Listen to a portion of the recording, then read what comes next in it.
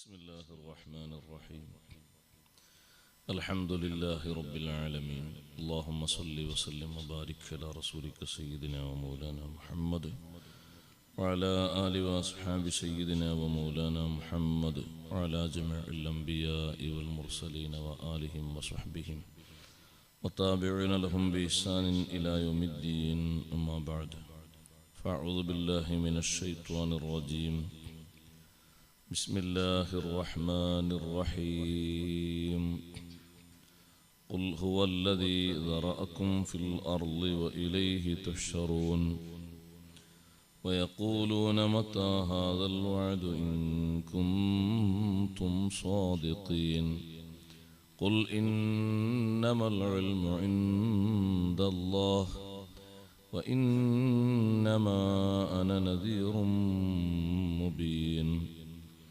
فلما رأوه زلفة سيئت وجوه الذين كفروا وقيل هذا الذي كنتم به تدعون صدق الله العلي العظيم صدق وصدق وبلغ رسوله النبي الكريم ونحن على ذلك من الشاهدين الشاكرين والحمد لله رب العالمين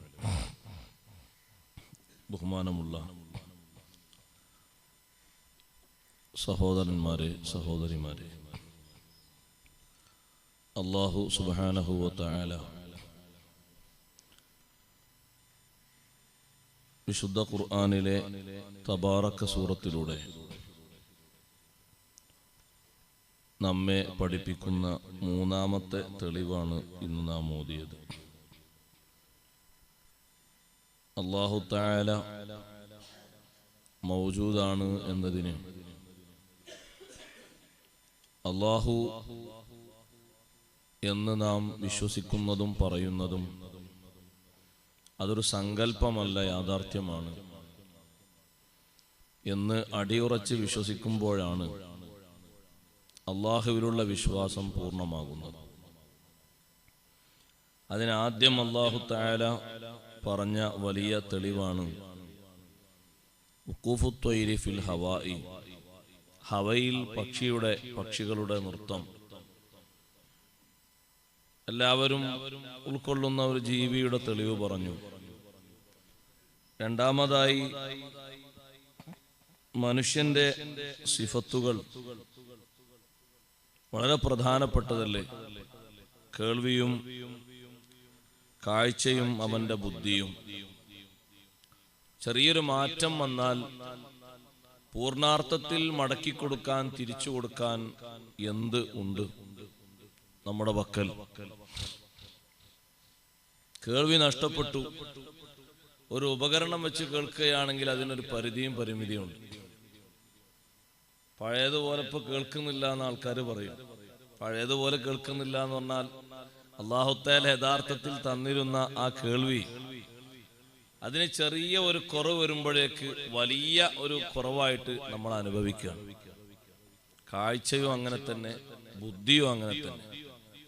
ഓർമ്മശക്തി, ബുദ്ധിയുടെ ഏറ്റവും പ്രധാനപ്പെട്ട അടയാളമാണ് ഖുവ്വത്തുൽ ഹിഫ്ള്, ഓർമ്മശക്തി എന്നുള്ളത്. വലിയ ഹദീസ് പണ്ഡിതന്മാരിൽ അപൂർവം ചില ആളുകളെ നമുക്ക് വായിക്കാൻ പറ്റും. 90 കഴിഞ്ഞിട്ടും 95 കഴിഞ്ഞിട്ടും അവർക്ക് കിട്ടിയ ഹദീസ് അതിന്റെ സംഭവ സ്ഥലം അടക്കം സമയമടക്കം ഉദ്ധരിക്കാൻ നല്ല കഴിവും ഓർമ്മയും ഉള്ളവർ. ഓർമ്മശക്തി കുറഞ്ഞാൽ പിന്നെ ആ ഹദീസ് പണ്ഡിതനിൽ നിന്ന് ഹദീസ് സ്വീകരിക്കുന്നതിന് ആരും പോകൂല. കാരണം പണ്ഡിതനല്ലാത്തതുകൊണ്ടല്ല, ഓർമ്മക്കുറവുള്ളത് കൊണ്ട് ഒരു പക്ഷേ പറയുന്ന വാക്കുകളിലോ വിഷയങ്ങളിലോ മാറ്റം വരാം. അതുകൊണ്ടാണ് നല്ലവണ്ണം തിട്ടപ്പെടുത്തി പറയാനുള്ള കഴിവ് വേണം ഹദീസ് പണ്ഡിതന് എന്ന് ഷർത്ത് വെച്ചത്. അതാണ് ശരിക്ക് നമ്മുടെ അഖ്ലിന്റെ ബുദ്ധിയുടെ അവസ്ഥ. അല്ലാഹു തആല നമുക്ക് തരുന്ന ആ ഓർമ്മശക്തി അത് നാൾക്ക് നാളിങ്ങനെ കുറഞ്ഞു വരികയാണെങ്കിൽ എന്താപ്പം നമുക്ക് മനസ്സിലാകുന്നത്? നമ്മൾ സ്വയം ഉണ്ടാക്കിയതല്ല ഈ അഖ്ല് എന്നത്. ദൂരക്കാഴ്ച നല്ലോണം കിട്ടിയിരുന്നു, ഇപ്പൊ കുറച്ച് കുറവാണ്. എന്താ നമ്മൾ മനസ്സിലാക്കേണ്ടത്? എന്റെ കാഴ്ചയുടെ നിയന്ത്രിക്കുന്നവൻ, അത് സൃഷ്ടിച്ചവൻ ഞാനല്ല, അല്ലാഹുവാണ്. ഈ പ്രധാനപ്പെട്ട 3 സിഫത്തുകൾ നമ്മുടെ ശരീരത്തിലൂടെ അല്ലാഹു തആല നമുക്ക് നൽകുന്ന വലിയ തെളിവാണ്. രണ്ടാമത്തെ തെളിവാണത്. അതാണ് കഴിഞ്ഞ ആഴ്ച നാം വിശദീകരിച്ചത്. ആ സമഉം ബസറും അഖ്ലും അല്ലാഹു തആല നമുക്ക് അതിന്റെ കഴിവ്, അതിന്റെ ഖുവ്വത്ത് അല്ലാഹു തആല ദായിമാക്കി തരട്ടെ. 3 കാര്യങ്ങളിൽ, ഈ പറഞ്ഞ 3 കാര്യങ്ങളിൽ കുഴപ്പമുണ്ടെങ്കിലും അദ്ദേഹത്തെ മതിയാകുന്ന തരത്തിലുള്ള ഒരു നേതൃസ്ഥാനത്തേക്ക് നിർത്താൻ പറ്റൂല. അത് കേൾവിക്ക് കുഴപ്പമാണെങ്കിലും, കാഴ്ചക്ക് കുഴപ്പമാണെങ്കിലും, ഓർമ്മക്ക് കുഴപ്പം വന്നാലും ഒക്കെ അങ്ങനെ തന്നെ. അപ്പൊ അഖ്ല് എന്ന് പറയുന്നത് അള്ളാഹു നൽകിയ അനുഗ്രഹങ്ങളിൽ വലിയ അനുഗ്രഹമാണ്. അള്ളാഹുവിനെ പറ്റി പഠിക്കാനും ഉൾക്കൊള്ളാനും മനുഷ്യന് ഈ 3 കാര്യങ്ങളും ആവശ്യമാണല്ലോ. കേൾവി ശക്തി വേണം, കാഴ്ച ശക്തി വേണം, മാനസികമായുള്ള ശക്തിയും ഖുവ്വത്തുൽ അഖ്ലും വേണം, ബുദ്ധിയും വേണം. ഇതും അല്ലാഹു തആലാന്റെ മേൽ അറിയിക്കുന്ന നമ്മുടെ ശരീരത്തിലുള്ള വലിയ സിഫത്തുകളാണ്. ഇത് പറഞ്ഞതിന് ശേഷം 3-ാമത്തെ തെളിവ് ഖുൽ ഹുവല്ലദീ ദറഅകും ഫിൽ അർളി വ ഇലൈഹി തുഷ്റൂൻ. പറഞ്ഞു കൊടുക്കൂ നബിയെ, ഹുവല്ലദീ ദറഅകും ഫിൽ അർളി, അവനാണ് ഭൂമിയിൽ നിങ്ങളെ സൃഷ്ടിച്ചവൻ. ഹുവല്ലദീ ദറഅകും ഫിൽ അർളി, മനുഷ്യൻ സ്വയംഭൂവായി ഉണ്ടായതല്ല, അള്ളാഹു ഭൂമിയിൽ സൃഷ്ടിച്ചതാണ്. ഭൂമിയിൽ അല്ലാഹു തആല സൃഷ്ടിച്ച അവൻ്റെ സൃഷ്ടിജാലങ്ങളിൽ ഒന്നാണ് നിങ്ങൾ. വ ഇലൈഹി തുഷ്റൂൻ, അവനിലേക്ക് തന്നെ നിങ്ങളെ മടക്കപ്പെടുകയും ചെയ്യും, ഒരുമിച്ച് കൂട്ടപ്പെടുകയും ചെയ്യും.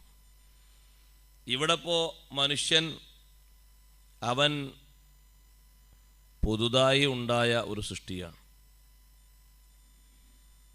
അല്ലാഹു തആല ആലമിനെ പടക്കുമ്പോൾ, സമാവാത്ത് അർള് ആകാശഭൂമികളെ പടക്കുമ്പോൾ ഇവിടെ മനുഷ്യനുണ്ടോ? ഇല്ല. വെള്ളത്തെ അല്ലാഹു തആല സംവിധാനിച്ചപ്പോൾ ഇവിടെ മനുഷ്യനുണ്ടോ? ഇല്ല. മനുഷ്യന്റെ മുമ്പ് അല്ലാഹു തആല സൃഷ്ടിച്ചു വെച്ചവരല്ലേ ജിന്നുകൾ, മലക്കുകൾ. പിന്നെയല്ലേ മനുഷ്യൻ വരുന്നത്, മനുഷ്യനെ അല്ലാഹു പടക്കുന്നത്. അപ്പം ഈ മനുഷ്യൻ്റെ സൃഷ്ടിപ്പ് ഇത് സ്വയം മനുഷ്യൻ നിർമ്മിച്ചതാണ് എന്നോ അല്ലെങ്കിൽ ഭൂമി ഇങ്ങനെ ഉൽപ്പാദിപ്പിച്ച് വിട്ടതാണോ എന്നോ പറയുകയാണെങ്കിൽ മനുഷ്യന് സംഭവിക്കുന്ന കഴിവുകേടുകളെ തിരുത്താൻ എന്താണ് സ്വമേധയാ കഴിയാത്തത്? ഇപ്പോഴൊക്കെ ബുദ്ധിജീവികൾ എന്ന് പറയുന്ന ആൾക്കാർ, ബുദ്ധിജീവികൾ എന്നവരെ പറ്റി പറഞ്ഞുകൂടാ, പലരും അങ്ങനെ പറയണത്. ആ പേര് നിലക്ക് യോജിക്കുന്നില്ല. റാസി ഇമാം റളിയല്ലാഹു അൻഹു പറഞ്ഞത്, ഒരുപാട് കണ്ടെത്തലുകൾ നടത്തിയ ഒരാൾ അള്ളാഹുവിനെ കുറിച്ച് മനസ്സിലാക്കാൻ അയാൾക്ക് കഴിവില്ലെങ്കിൽ അയാളെപ്പറ്റി ഹക്കീം, ഒരു തത്വജ്ഞാനി എന്ന് പോലും പറഞ്ഞുവിടാന്നാ. നമ്മൾ ശാസ്ത്രമണ്ഡലത്തിൽ അങ്ങനെ എന്നൊക്കെ പറയും, അതൊക്കെ കണ്ട് എഴുതാനായിരിക്കും എന്ന് കരുതുക. കണ്ടെത്തലുകളും കണ്ടുപിടുത്തങ്ങളൊക്കെ നടത്തിയിട്ട് വലിയ കോളിലൊക്കെ സൃഷ്ടിച്ച ഒരാളാന്ന് കൂട്ടിക്കൊള്ളു. അയാളെപ്പറ്റി ലം യഖുൽ ഹക്കീമൻ, അയാളെപ്പറ്റി നീ ഒരു ഹക്കീം എന്ന് പറയണ്ട, തത്വം അറിയുന്ന ആൾ എന്ന് പറയണ്ട. കാരണം അല്ലാഹു തആലാനെ പറ്റി അറിയാനുള്ളൊരു കഴിവ് അയാൾക്കുണ്ടായില്ലല്ലോ. ഒരു മനുഷ്യൻ അല്ലാഹു തആല നൽകുന്ന കഴിവുകളിൽ വലിയ കഴിവ് അള്ളാഹുവിനെ മനസ്സിലാക്കാനുള്ള കഴിവാണ്. അങ്ങനെ മനസ്സിലാക്കി അള്ളാഹുവിനെ മനസ്സിലാക്കിയ, അള്ളാഹുവിനെ അറിഞ്ഞ ഒരുപാട് ആളുകൾ അങ്ങനെയുണ്ട്. അറാബി പോലും മനസ്സിലാക്കിയത് എങ്ങനെ? ഒരു പാവപ്പെട്ട അറാബിയോട് അല്ലാഹു തആല ഉണ്ട് എന്നതിന് തെളിവ് പറഞ്ഞു കൊടുത്തത് ആകാശത്തിലെയും ഭൂമിയിലെയും അടയാളങ്ങളല്ലേ. അൽ ബഅറത്തു തദുല്ലു അലൽ ബഈർ, നമ്മൾ പണ്ടേ പഠിച്ചു വരുന്ന തെളിവാണ്. ഒട്ടകക്കാഷ്ടം ഒട്ടകത്തിൻ്റെ മേൽ അറിയിക്കും. അതുപോലെ തന്നെ വഅസറുൽ അഖ്ദാമി തദുല്ലു അലൽ മസീർ, കാൽപാദങ്ങളുടെ അടയാളം നടന്നു പോയിട്ടുണ്ട് ആള് എന്നതിൻ്റെ മേൽ അറിയിക്കും. ഒരാൾ നടന്നുപോയി എന്നുള്ളതിന് കാൽപാദം തെളിവല്ലേ? അതാരുടെ കാൽപാദമാണ് എന്നും ഇന്ന് തെളിയിക്കുന്നു. ഒരാളെ ശരീരം ഭൂമിയിലേക്ക് തട്ടിയാൽ അത് ആരുടേതാണ് എന്ന് തെളിയിക്കാനൊന്നും ഉപകരണമുണ്ട്. അതിന് ടെസ്റ്റൊക്കെ നടത്താനുണ്ട്. ഒരു ഗ്ലാസ്സിൽ നിന്ന് വെള്ളം കുടിച്ചത് ആരുടേതാണ് എന്ന് തെളിയിക്കാൻ ഉമിനീര് വെച്ച് ടെസ്റ്റ് ചെയ്യാം. എന്തെല്ലാം ടെസ്റ്റാണ് നടക്കുന്നത്? ഒരു കുട്ടിയുടേത് പോലും ആ കുട്ടി ആരുടെ കുട്ടിയാണ് എന്ന് അറിയിക്കാനുള്ള ടെസ്റ്റ് വരെയില്ലേ?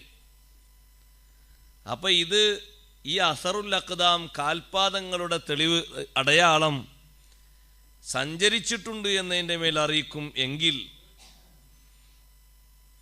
ഫർളുൻ ദാത്തു ഫിജാജിൻ, വ്യത്യസ്ത വഴികളുള്ള ഈ ഭൂമിയിൽ വ്യത്യസ്ത വഴി അള്ളാഹു നൽകിയതാണ്. അള്ളാഹുവിൻ്റെ അനുഗ്രഹങ്ങളിൽ ഒരു വലിയ അനുഗ്രഹമാണ് ജനങ്ങൾക്ക് ചെന്നു ചേരാനുള്ള വ്യത്യസ്ത വഴികൾ അള്ളാഹു നിർമ്മിച്ചെന്നു എന്നുള്ളത്. അത് കടലിലും കരയിലും ഒക്കെ അള്ളാഹു നൽകിയ അനുഗ്രഹങ്ങളിൽ വലിയൊരു അനുഗ്രഹമാണ്. ഈ വഴികളില്ലെങ്കിൽ എങ്ങോട്ട് പോകും? മുകളിലൂടെ പറക്കുന്ന വിമാനങ്ങൾക്കും റൂട്ടില്ലേ? ആ റൂട്ട് അറിഞ്ഞില്ലെങ്കിൽ എവിടെ എത്താനാ? അപ്പം ഈ വഴികൾ വസമാഉൻ ദാത്തു അബ്റാജിൻ, ആകാശത്തിനും ഉണ്ട് രാശികൾ. അതിലുള്ള നക്ഷത്രങ്ങളും മറ്റും സഞ്ചരിക്കാനുള്ള റൂട്ട് അതിനുണ്ട്. എല്ലാ ദിവസവും ഒരേ റൂട്ടിലൂടെയാണ് സൂര്യൻ പോകുന്നത് എന്ന് പറയണ്ട, മാറ്റമുണ്ട്. ചന്ദ്രൻ ഇങ്ങോട്ട് വരുന്നതും ഒരേ റൂട്ടിലൂടെയാണ് എന്നും പറയണ്ട. വ്യത്യസ്ത ബുർജുകളുള്ള ആകാശം. അഫലാ തദുല്ലു അലൽ ലത്തീഫുൽ ഖബീർ, അത് ലത്തീഫും ഖബീറുമായ, നമ്മുടെ കണ്ണുകൊണ്ട് സൂക്ഷിച്ചു നോക്കിയാൽ കാണാൻ കഴിയാത്ത എല്ലാ വിഷയങ്ങളും അറിയുന്നവനായ അള്ളാഹുവിൻ്റെ മേൽ അറിയിക്കൂലേ എന്ന് ചോദിച്ചപ്പോൾ അറാബിക്കത് പെട്ടെന്ന് മനസ്സിലായി, ഉൾക്കൊണ്ടു. കാരണം അതെങ്ങനെ ഉൾക്കൊള്ളാതൊക്കെ ശരിയല്ലേ ഈ പറയുന്നത്? നമ്മളിവിടെ പലതും നമുക്ക് തെളിവാക്കുമ്പോൾ എന്നാൽ നമ്മളെ പരിധിയിൽപ്പെട്ടതല്ലല്ലോ ഈ കാണുന്ന ഭൂമിയുടെ ഈ വ്യത്യസ്തതയും ആകാശത്തിൻ്റെ വ്യത്യസ്തതയും. അപ്പോൾ ഉറപ്പായിട്ടും നമ്മൾ വിശ്വസിക്കേണ്ട ലത്തീഫും ഖബീറുമായ അള്ളാഹു ഉണ്ട് എന്നുള്ളത്. ഇതാണ് സത്യത്തിൽ ഏറ്റവും വലിയ ഇൽമ്, അള്ളാഹുവിനെ കുറിച്ചുള്ള അചഞ്ചലമായ വിശ്വാസം. അത് സമർത്ഥിക്കാനും അത് പഠിപ്പിക്കാനും ഉള്ള കഴിവാണ് ഒരു മനുഷ്യനെ സംബന്ധിച്ചിടത്തോളം വലിയ ഇൽമ്. ഇൽമുകളെ കൂട്ടത്തിൽ ഏറ്റവും വലിയ ഇൽമേത അതപ്പോൾ നമ്മൾ പഠിച്ചുകൊണ്ടിരിക്കുന്നത് മാരിഫത്തുല്ലാഹി അസ്സ വജൽ, അള്ളാഹുവിനെ പറ്റിയുള്ള അറിവാണ് ഏറ്റവും വലിയ അറിവ്. ബാക്കിയൊക്കെ അതിൻ്റെ താഴെയാണ്. ബാക്കി എല്ലാ അറിവും, നബി സല്ലല്ലാഹു അലൈഹി വസല്ലം തങ്ങളെ പറ്റിയുള്ള അറിവും മലക്കുകളെ പറ്റിയുള്ള അറിവും ഖിയാമത്ത് നാളിനെ പറ്റിയുള്ള അറിവും ഒക്കെ അതിൻ്റെ തഹ്തിലാണ്. ജീവിതമാർഗങ്ങളും ജോലിയും ഭാഷയും ഭൂഷയും ഒക്കെ അറിയൽ അതിൻ്റെ താഴെയാണ്. ഏറ്റവും അഅലൽ ഉലൂം മാരിഫത്തുല്ലാഹി അസ്സ വജൽ, അള്ളാഹുവിനെ അറിയലാണ്. ആ അറിവിൽ അബദ്ധം സംഭവിക്കാൻ പാടില്ല. ഒട്ടുമിക്ക ആളുകൾക്കും അബദ്ധം സംഭവിച്ചത് ബിദ്അത്തുകാരാകട്ടെ അള്ളാഹുവിനെ കുറിച്ചുള്ള ജ്ഞാനത്തിലാണ്. ചിലർ അല്ലാഹു തആലാക്ക് സൃഷ്ടികളുടെ പരിവേഷം ചേർത്ത് കൊടുത്തു. ചിലർ അല്ലാഹു തആലാനെ ഒരു സങ്കല്പമായി ഉപരോധിച്ചു, അങ്ങനെ പ്രഖ്യാപിച്ചു. ചിലർ അല്ലാഹു തആല എന്ന് പറയുന്ന ഒരു പരമമായ ശക്തി ഉണ്ടായേക്കാം എന്ന ഒരു ഊഹത്തിൽ വിശ്വസിച്ചു. നമ്മളെ വിശ്വാസം അങ്ങനെയാണോ? അല്ല, അങ്ങനെ വിശ്വസിച്ചിട്ട് കാര്യമല്ല. നമ്മൾ യഥാർത്ഥത്തിൽ അല്ലാഹു മൗജൂദാണ് എന്ന് സമർത്ഥിച്ച് നമ്മുടെ മനസ്സിനും നമ്മുടെ ശരീരത്തിനും ആണി വെച്ച് ഉറപ്പിക്കുന്ന അത്രയും തറപ്പിക്കുന്ന തെളിവാണ് നമ്മൾ പറഞ്ഞുകൊണ്ടിരിക്കുന്നത്. അതിൽ ജീവികളുടെ ജീവിതത്തിൽ നിന്ന്, അവസ്ഥയിൽ നിന്ന് പക്ഷികളുടെ നൃത്തം തെളിവായി പറഞ്ഞപ്പോൾ നമ്മുടെ ശരീരത്തിൽ നിന്ന് 3 കഴിവുകളെ 3 സിഫത്തുകളെ തെളിവാക്കി അല്ലാഹു തആല മുന്നോട്ട് വെച്ചു. എൻ്റെ ഒരേ സമയത്ത് ഒരേ രൂപത്തിൽ എന്താ നമുക്ക് കേൾവി, നമുക്ക് കാഴ്ച, നമുക്ക് അഖ്ല് ഒരേ രൂപത്തിലില്ലാത്ത 10-16 വയസ്സിൽ നടന്നൊരു സംഭവം നമ്മളോട് പറയുമ്പോൾ എന്തിനാ 10 മിനിറ്റ് ആലോചിക്കണ്? അല്ല, നിങ്ങൾ ആ സംഭവം ഉണ്ടായപ്പോൾ ഞാനും ഉണ്ടായിരുന്നു, നിങ്ങൾക്ക് ഓർമ്മയല്ലേ? അങ്ങനെ നടന്നിട്ടില്ലല്ലോ. നടന്നിട്ടുണ്ട്. അപ്പോൾ ഇപ്പുറത്ത് പങ്കെടുത്ത ഒരാൾ നടന്നിട്ടുണ്ട്, ഞാനും ഉണ്ടായിരുന്നല്ലോ അതിൽ. അപ്പോൾ ഇയാൾക്ക് എത്ര ചിന്തിച്ചിട്ട് ഓർമ്മ കിട്ടുന്നു? എന്താ കിട്ടാത്തത്? ആരപ്പോൾ ആ നടന്ന ആ സമയത്ത് 16 വയസ്സിൽ നടന്ന ആ സംഭവത്തിൻ്റെ ഓർമ്മ നിങ്ങളിൽ നിന്ന് പിൻവലിച്ചതാരാ? എത്ര ഓർത്തിട്ട് കിട്ടുന്നില്ലല്ലോ റബ്ബേ. ഞാനും അതിലുണ്ടായിരുന്നു, നിങ്ങളുണ്ടായിരുന്നു അതിൽ. ആ 16-ാമത്തെ വയസ്സിൽ നടന്ന ആ സംഭവത്തിൽ നിങ്ങളുണ്ട്. അപ്പോൾ അപ്പുറത്തും ഇപ്പുറത്തും നിൽക്കുന്ന ആളുകൾ തെളിവാ, സാക്ഷിയാണ്. ഒരു രണ്ടാളുണ്ട്, നിങ്ങളുണ്ട്. മൂന്നാമൻ പറയുന്നു ഞാൻ അതിലില്ല. എന്താ ഇല്ലാത്ത? ഓർമ്മ വരുന്നില്ല. എന്തേ? കുറച്ച് കഴിഞ്ഞപ്പോൾ ഉപകരണമായ കണ്ണട നമ്മൾ വെച്ചു കണ്ണിന് താങ്ങായിട്ട്, കാതിൽ ഉപകരണം വെച്ചു കാതിന് താങ്ങായിട്ട്. എല്ലാ സമയത്തും ഒരേ ഡിഗ്രിയിലും പവറിലും ആണെങ്കിൽ ഇതെന്തിനാ ഉപയോഗിക്കുന്നത്? അപ്പോൾ അല്ലാഹു തആലാന്റെ കഴിവ് ബോധ്യപ്പെടുത്തിത്തരാൻ അള്ളാഹു നമ്മിലൂടെ വെച്ച 3 സിഫത്തുകളാണത്. അതിൽ നമ്മൾ മനസ്സിലാക്കണം, നമ്മുടെ സ്വമേധയാ ഉള്ള സ്വന്തമായുള്ള വകയിരുത്തൽ കൊണ്ടോ വിവേകം കൊണ്ടോ ബുദ്ധി കൊണ്ടോ ശക്തി കൊണ്ടോ അല്ല ഇതിൻ്റെ നിലനിൽപ്പ്. മൂന്നാമതായി നമ്മൾ സൃഷ്ടിച്ച് നമ്മൾ സ്വയംഭൂവായി വന്നതാണെന്നല്ല. മുസ്ലിം നാമധാരികളായ യുക്തിവാദികൾ പറഞ്ഞുകൊണ്ടിരിക്കുന്ന അങ്ങനെയാണ്, മനുഷ്യൻ സ്വയംഭൂവായതാണ്. എന്താ അവിടെ സ്വയംഭൂവായതുള്ളത്? ഒന്നുമില്ല. ഭൂമി സ്വയംഭൂവ അല്ല, ആകാശം സ്വയംഭൂവ അല്ല, എല്ലാറ്റിനെയും അള്ളാഹു പടച്ചതാണ്.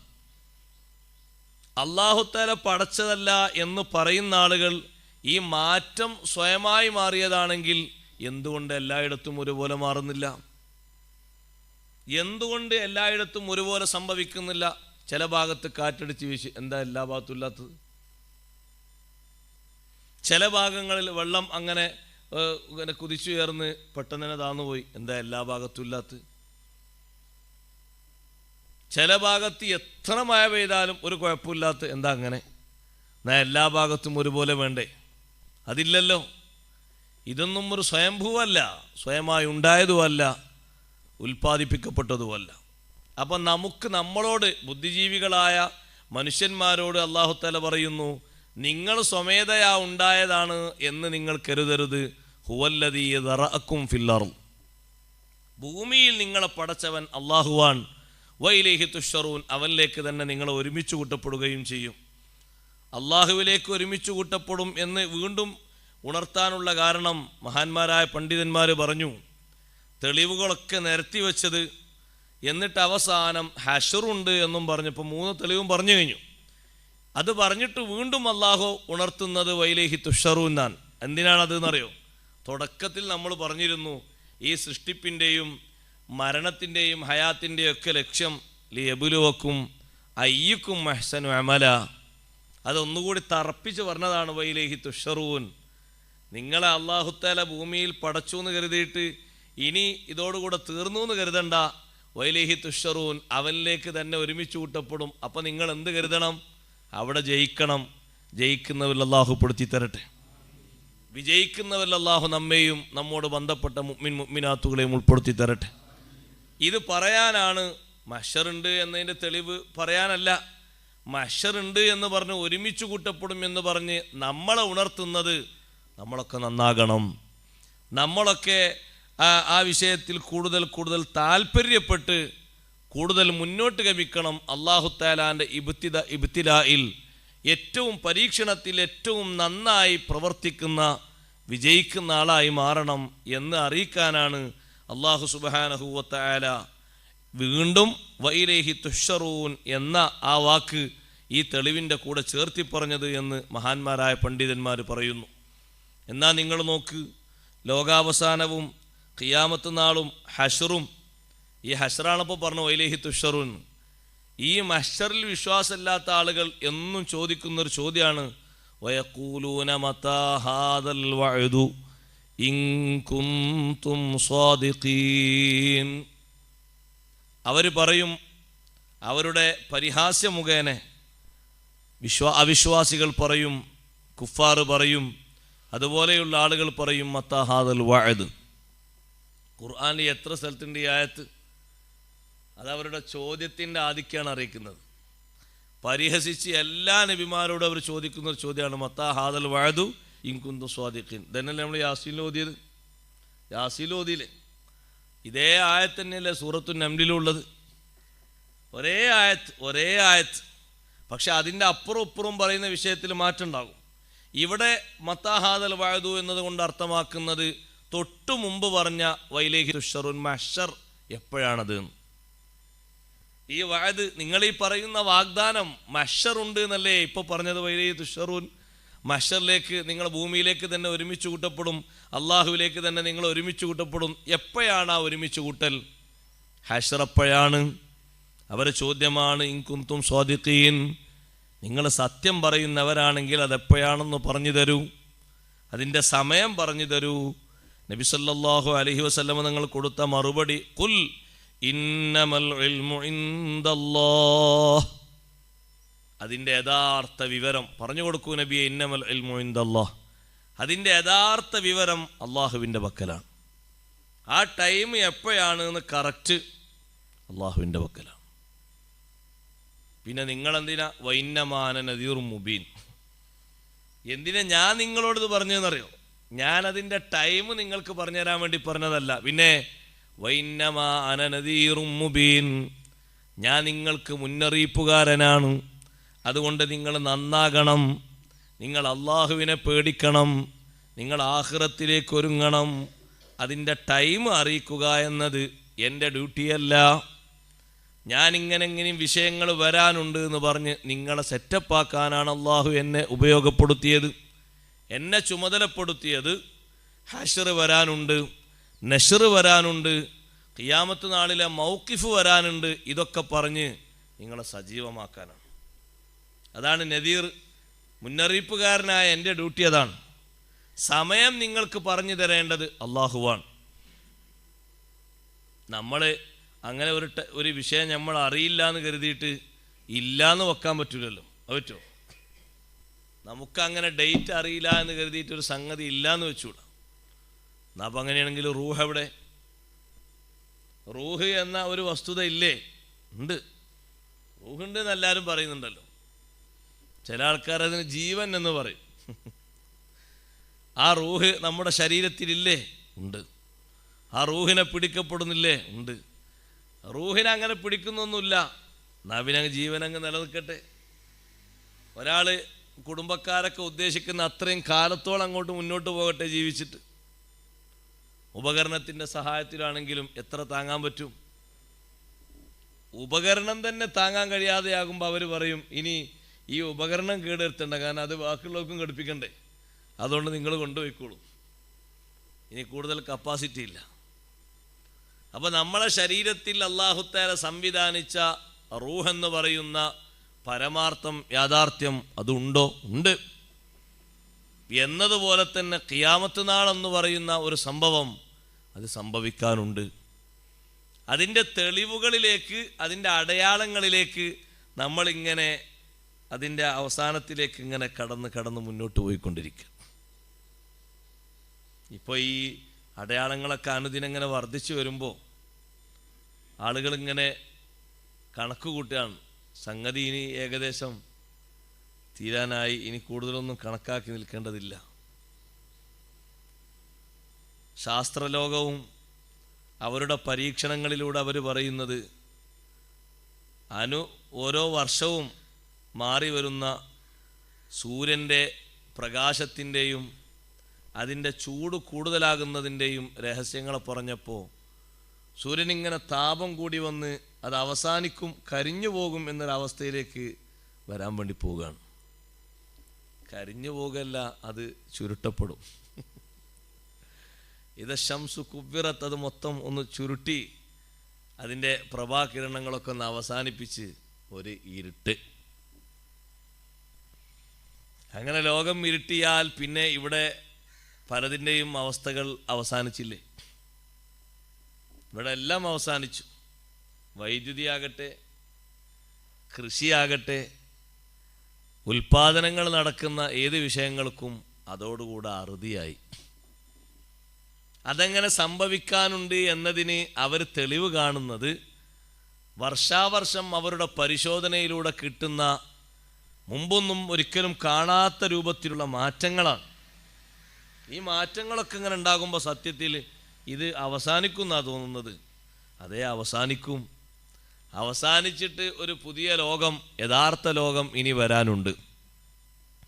അപ്പം മഹ്ശർ ഇല്ല, ഒരുമിച്ച് കൂട്ടുന്നൊരു സമ്പ്രദായം ഇല്ല എന്ന് മനുഷ്യൻ ഇവിടെ വെച്ച് പറയാൻ. അവൻ വിശ്വസിക്കാൻ, ബഹുഭൂരിപക്ഷം ആളുകളും അവിശ്വാസികളും അങ്ങനെ പറയാൻ, ജീവിതം ഇതോടുകൂടെ തീർന്നു. എന്നിട്ട് അങ്ങനത്തെ ഒരു സംഭവം ഉണ്ടാകുന്ന സമയത്ത് അവരാകെ കുടുങ്ങി. അല്ലാഹു തആല എന്തിനാണ് ഇങ്ങനെ ഈ ടൈമൊന്നും വ്യക്തമായി അറിയിക്കാതെ ഉണ്ട് ഉണ്ട് ഉണ്ട് എന്നൊരു പ്രഖ്യാപനം മാത്രം നമ്മളോട് പറയുന്നത്? ഖുൽ ഇന്നമൽ ഇൽമു ഇൻദല്ലാഹ്. നോക്ക്, നിങ്ങൾ അങ്ങനെ ചാൻസ് തന്നല്ലോ. വെള്ളിയാഴ്ചയിൽ ഒരു ഇജാബത്തിൻ്റെ സമയം അല്ലാഹു തആല മറച്ചു വെച്ചു. ആണുങ്ങൾക്കും പെണ്ണുങ്ങൾക്കും ഉപയോഗപ്പെടുത്താൻ പറ്റും. എപ്പോഴാണ് ഇപ്പോൾ ഇജാബത്തിൻ്റെ സമയം? ദുആക്ക് ഉത്തരം കിട്ടുന്നൊരു സമയം ഉണ്ടെന്ന് സയ്യിദുനാ റസൂലുള്ളാഹി സ്വല്ലല്ലാഹു അലൈഹി വസല്ലം പറഞ്ഞു. അവിതർക്കിതമായ വിഷയമാണ്. ഇന്ന ഫീഹാ ലസാഅതൻ ലാ യുവാഫിഖുഹാ അബ്ദുൻ മുസ്ലിമുൻ ഇല്ലാ അജാബഹുല്ലാഹ്. വെള്ളിയാഴ്ചയിൽ ഒരു ടൈമുണ്ട്.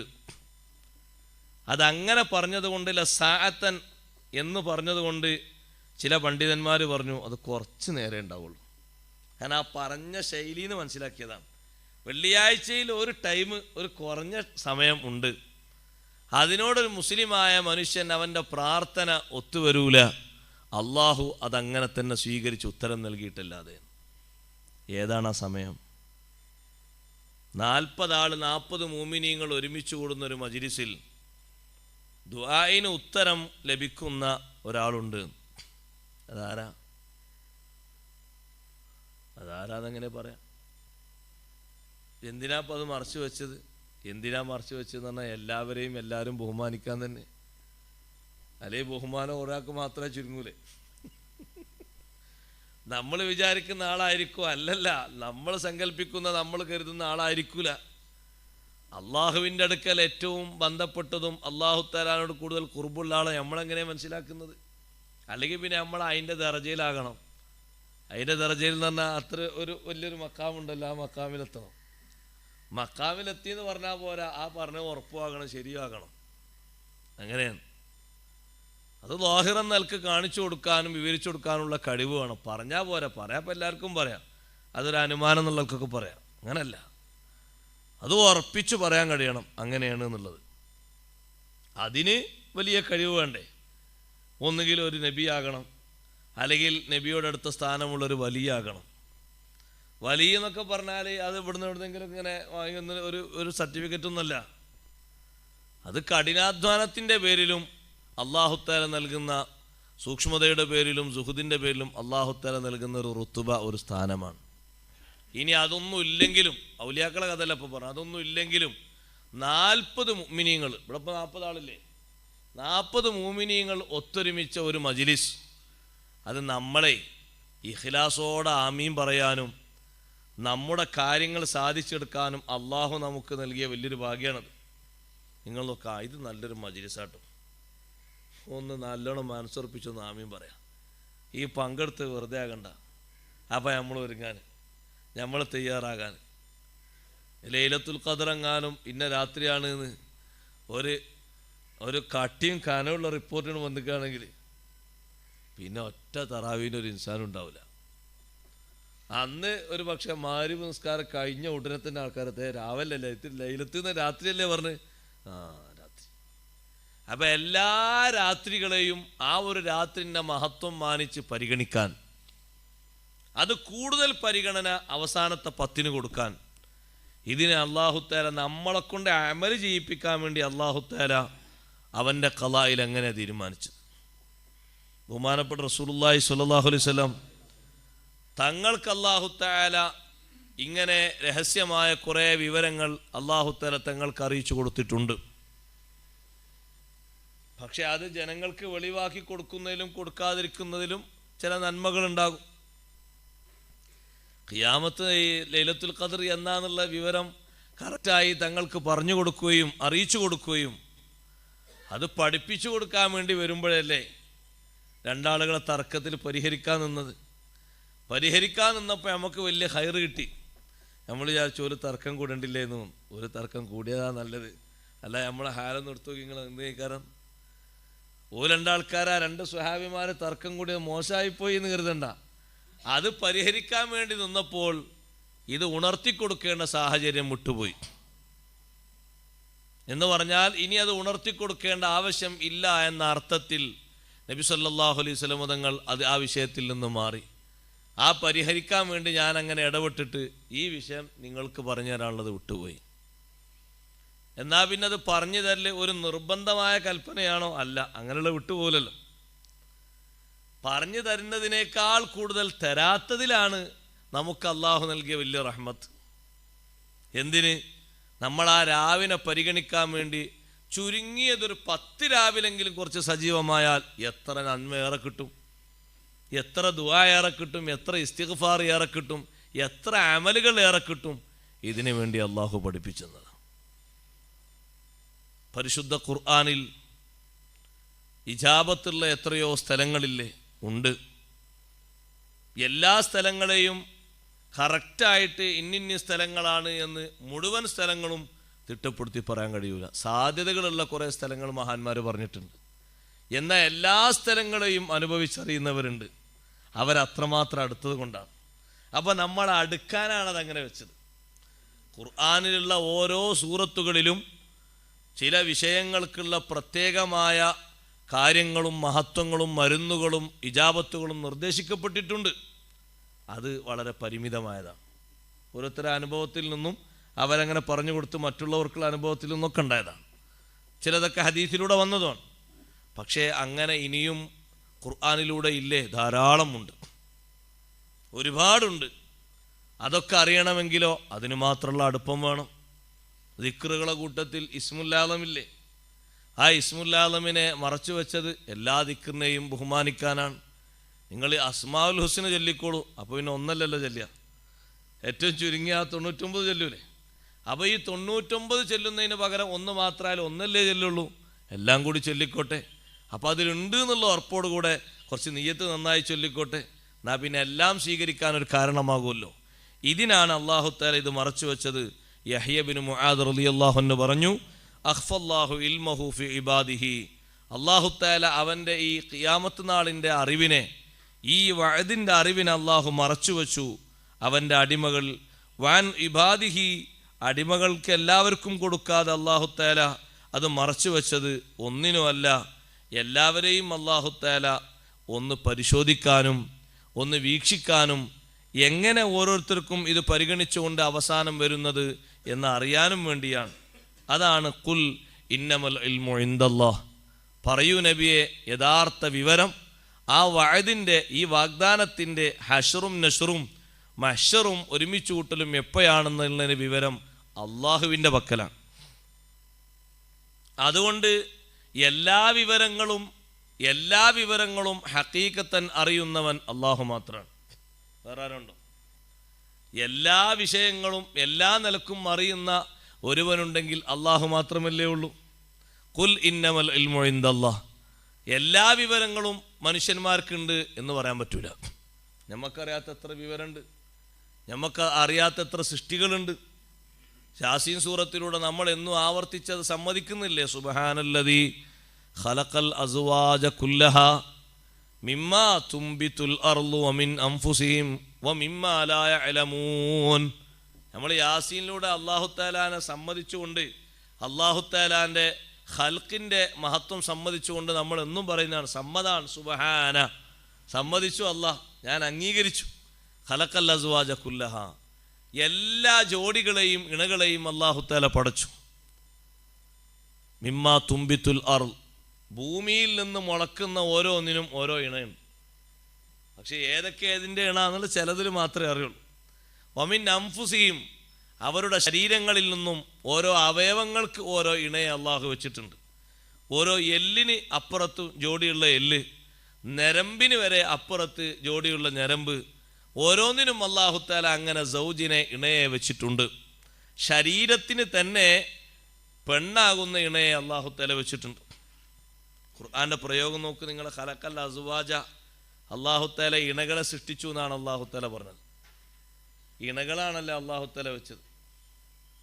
ഇണക, മനുഷ്യന് ഇണയും തുണയും എന്ന അർത്ഥത്തിലാണ് ഭാര്യയും ഭർത്താവും.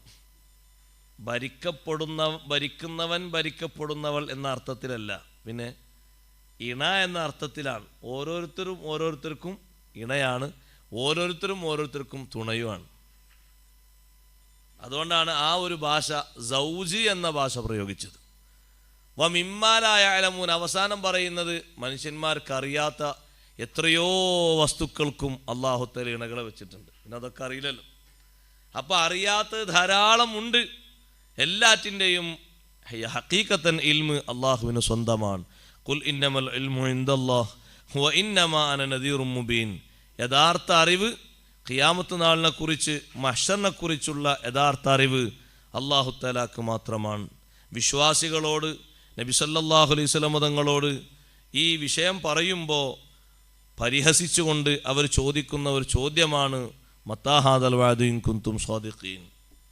നിങ്ങൾ നോക്ക്, നമുക്കും അങ്ങനെ തോന്നരുത് കേട്ടോ. നമ്മളെ കൂട്ടത്തിലും ചില ആൾക്കാരുണ്ട്, ഖിയാമത്ത് നാൾ അടുത്തു എന്ന് പറഞ്ഞല്ലോ, ഇഖ്തറബത്തി സാഅത്തു വൻഷക്കൽ ഖമർ. അല്ലാഹു തആല പറഞ്ഞു ഖിയാമത്ത് നാൾ അടുത്തു, വൻഷക്കൽ ഖമർ, അതിൻ്റെ അലാമത്തായിട്ട് ഖമർ പിളർന്നു.